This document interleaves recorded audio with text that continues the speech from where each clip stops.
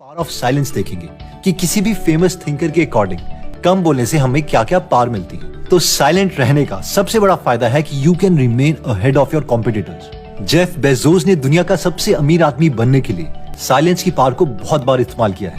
Jeff Bezos एक gifted speaker है, communicate भी बहुत अच्छे तरीके से करते हैं, लेकिन अपने बिजनेस सीक्रेट्स को ऐसे ही रिवील नहीं कर देते, क्योंकि उन्हें पता है कि अगर वो अपने सीक्रेट्स शेयर कर लेते हैं तो उनके कॉम्पिटिटर्स उनसे आगे बढ़ सकते हैं। इसके लिए वो क्या करते हैं, एक्चुअली जब Amazon ने अपना क्लाउड बिजनेस AWS स्टार्ट किया था तो उन्हें पता चल गया था कि ये बिजनेस Amazon के एम्पायर में एक बहुत ही बड़ा बिजनेस बनेगा।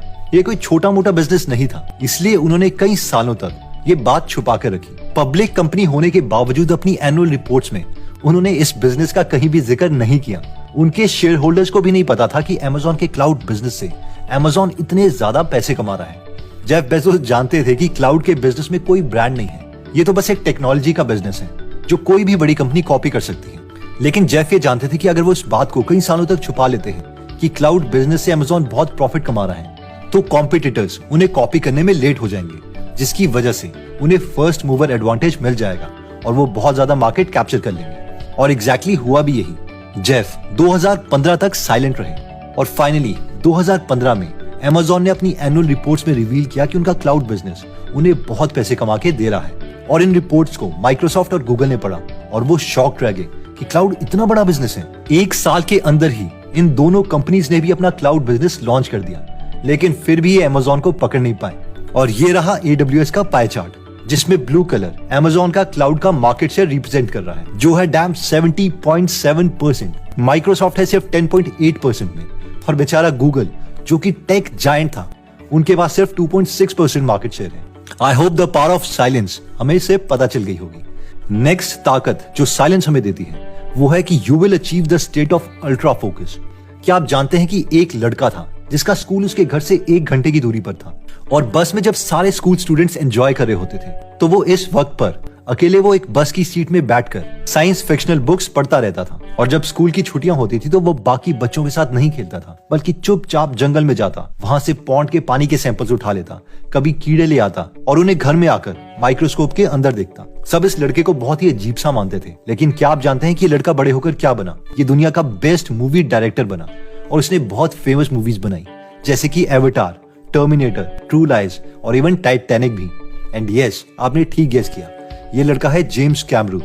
जेम्स कैमरून कहते हैं कि लोग मुझे बहुत ही इंट्रोवर्ट मानते थे, और एक्चुअली में मैं इंट्रोवर्ट था भी, लेकिन शायद एक अल्ट्रा फोकस वाली स्टेट में पहुंचने के लिए ये क्वालिटी बहुत काम आती है। नेक्स्ट, साइलेंट रहने का नेक्स्ट सबसे बड़ा फायदा है कि you can put yourself in danger.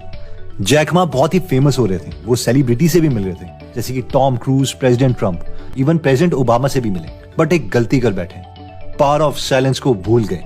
ये वो स्पीच है जिसमें अलीबाबा के को फाउंडर जैक मा ने चाइनीज गवर्नमेंट से डायरेक्ट पंगा ले लिया।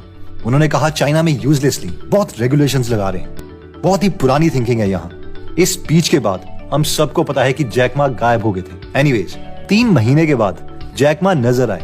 इस बार वो एकदम चुपचाप थे, उन्होंने बस टीचर्स को एड्रेस किया और चले गए। ये चाइनीज गवर्नमेंट का मैसेज भी था कि यहाँ के बिजनेसमैन चाइनीज गवर्नमेंट से पंगा ना लें और पॉलिटिक्स में इंटरफेयर ना करें।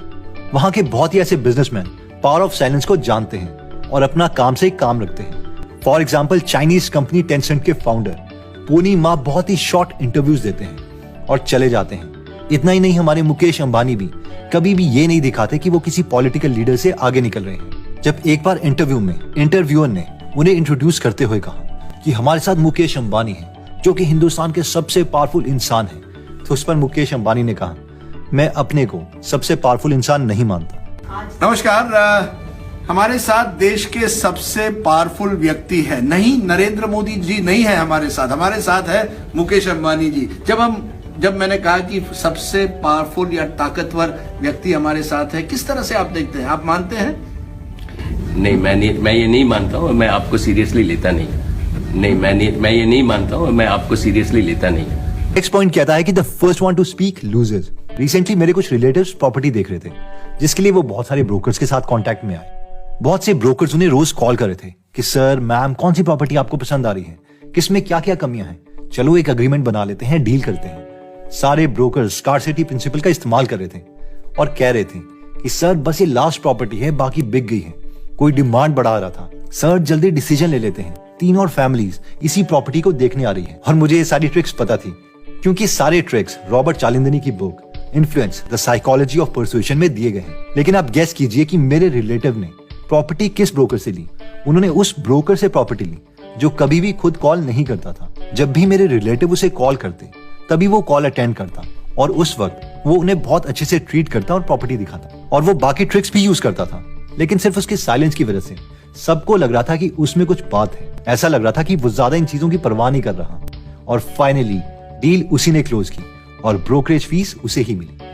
नेक्स्ट पॉइंट कहता है कि you will know others people intentions. Chanakya का मानना था कि चुप रहने से तुम बाकी लोगों के इंटेंशंस को समझ सकते हो और तुम कभी भी अपने सीक्रेट्स को किसी को गलती से भी नहीं बोलोगे। चाणक्य कभी भी पहले बात करना स्टार्ट नहीं करते थे क्योंकि चाणक्य चुप रहते थे, इसलिए उनके सबऑर्डिनेट्स को कुछ ना कुछ बोलना ही पड़ता था और चाणक्य बस उन सबकी बात सुनते रहते। ऐसा करने से चाणक्य अपने सारे सबऑर्डिनेट्स की रियल इंटेंशंस को समझ आता कि कौन क्या सोच रहा है और अगर उन्हें किसी में भी थोड़ी गड़बड़ी लगती तो उनके बारे में वो और जानकारी इकट्ठा करते। दोस्तों इस वीडियो में हमने टोटल 6 पॉइंट्स देखे हैं। आप इनका स्क्रीनशॉट जरूर ले लें ताकि बाद में इन्हें रिवाइज कर पाए। इनमें सबसे पहला पॉइंट जो हमने डिस्कस किया था वो था you can remain ahead of your competitors, जिसमें हमने देखा था कि टेक्नोलॉजी कंपनी ना होने के बावजूद Amazon क्लाउड बिजनेस में गूगल और माइक्रोसॉफ्ट जैसे टेक जायंट से आगे निकल गया क्योंकि वो पावर ऑफ साइलेंस को जानता था। नेक्स्ट पॉइंट में हमने देखा था कि you will achieve the state of ultra focus, जिसमें हमने देखा था कि जेम्स कैमरून टाइटैनिक,